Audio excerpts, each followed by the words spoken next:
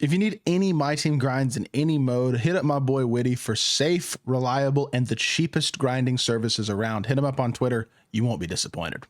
Yo, what is good, YouTube? Welcome back to another GC2K video. In today's video, we're ranking the top 10 must-have cards right now in NBA 2K25 My Team. These are guys who, based on their values, some of them are free cards, some of them are cheap, some of them are a little more expensive, are guys you should really be targeting to get in your lineup right now here in NBA 2K25 My Team. Before we hop into the video, if you haven't already, make sure you hit that subscribe button. Help me push towards the 40,000 subscriber mark on the channel. I upload every single day, multiple videos a day. Would really appreciate it if y'all do subscribe. And without further ado, let's hop right into it. At the number 10 spot, we have a budget card. We got a couple of super budget cards on this list who are just incredible at their tier, and that is Toumani Camara. This is like the perfect, I'm just starting my team shooting guard option. 6'7" with a 7-foot wingspan, 93 ball, 85 driving dunk, 92 speed, elite defender. His jump shot is money. He is just an extremely solid card in my team, and definitely a great option if you are looking to add somebody at the shooting guard position. I think he's just an awesome budget card who kind of does everything well, and he's that high level versatile defender at 6'7" who's incredibly switchable, and I mean can guard top tier shooting guards. He is a top tier budget card. Another top tier budget card is Gigi Jackson, who is also extremely good, a guy who can really be a shot creator at 6'9" at small forward with a 7'1" wingspan. He's got a good behind the back, good escape, really good jump shot, like elite jump shot, and again, he holds it down defensively as well. Solid versatile defender with no real statistical flaws, a high level 3-ball offset shot specialist, a 90 driving dunk, money jump shot. Like I said, another amazing budget card that you can get for 2,000-3,000 MT, like just a steal. And then one more just like that is Tyson Chandler. This card is so good for his price. A 7-footer with a 7'3" wingspan who's got 87 speed, 96 interior, 96 block, can step on the perimeter, exceptional finisher, and look, I get the shooting isn't great. You add a couple of shooting badges to him, he's a bucket. Elite level jump shot as well. I love this card. I did a gameplay with him, was so impressed. He is probably going to be my long-term salary cap big. All three of these guys, they're perfect cards for salary cap, and they can compete far above their tier in a regular lineup. Three amazing budget cards that are kind of really good if you are just starting off the game. Now, we take a switch here from the budget cards to the expensive with Victor Wembanyama at number 7, his pink diamond. His opal is too expensive. I don't have any cards who are a million MT or anything like that on the list, but Wemby is the most expensive card on the list. He's about 500,000 MT, but you can get a really souped one for less than 600K if you get lucky. Very good card still because his jumper's incontestable. He's still got decent speed at 7'4". He's great defensively. He's a great finisher, and again, like I said, the jump shot is uncontestable. He is an extremely good card. While he's not as good as his opal, considering he's a third of the price at least, he is an awesome card, and I think for his ability to compete at the very highest level, he is absolutely worth having somewhere on this list, even if he is a very expensive card. Moving on to the number 6 spot is a similar card in terms of expensiveness in Michael Beasley. He's not as expensive as Wemby, but he still is going to be over 100K MT, and if you get a souped one with defensive badges and stuff, you're looking at over 200,000-300,000 MT.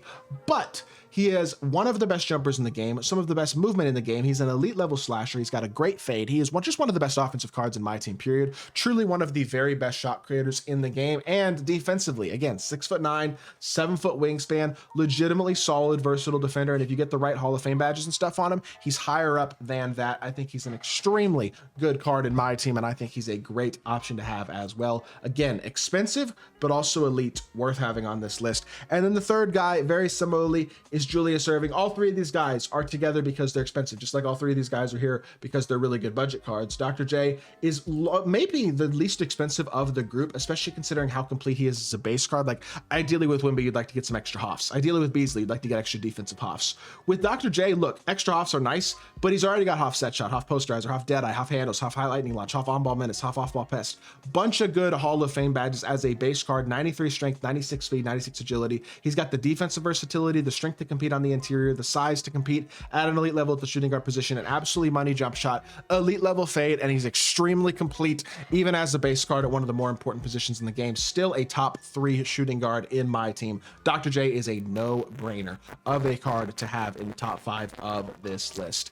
At the number 4 spot on the list is another decently expensive card, although he is cheaper, in Vlade Divac. Now, I think Dr. J, Beasley, and Wemby are all better than Divac overall.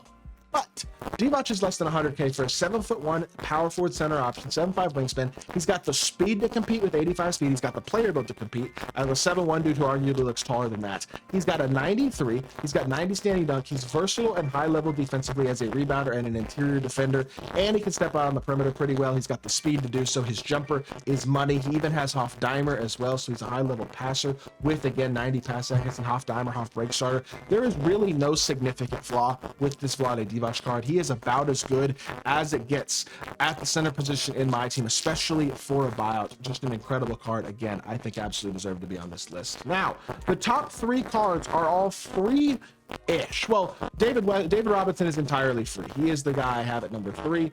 You do not need his Pro Pass version because they're the exact same cards. And the thing about Robinson, he just has great. He's had such good longevity. Still 7'1" with a 7'5" wingspan. Has the size, the shooting, the dunking, and the defensive versatility to still be an elite level card. I think he's overall a little better than Vlade, or at least as good as Vlade. And not only is he as good as Vlade, he's free.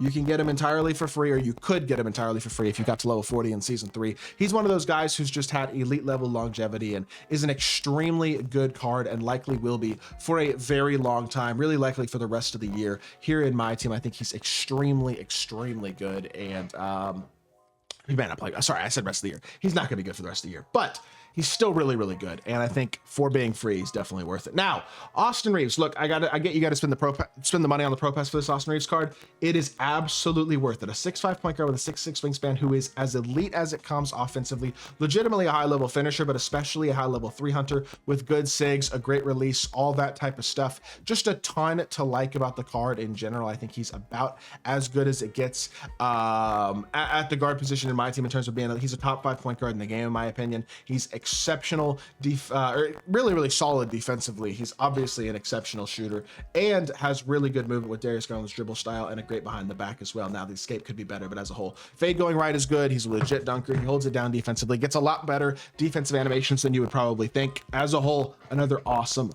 card, and I think he's worth the Pro Pass. And the thing is, if you get the Pro Pass, you also get Pro Pass Brandon Roy, who is the best value card in my, or the most must-have card in the game, in my personal opinion right now, simply because, look, he's as good as any shooting guard in my team. He is. His jumper is insanely good, insanely glitchy. His stats and badges all the way around are extraordinarily complete. He's got the size, the shooting guard position. He's, again, once you get the Pro Pass, your free level 40 reward. He's an insane card. He holds it down at an incredible level defensively. He's the most complete stat and badge wise shooting guard in the game, except for arguably Ron Artest, and Ron Artest is a million MT.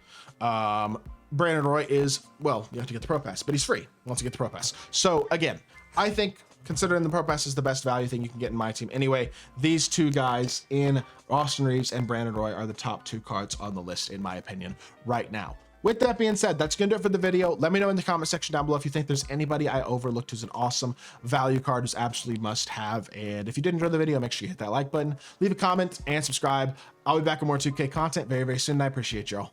Peace.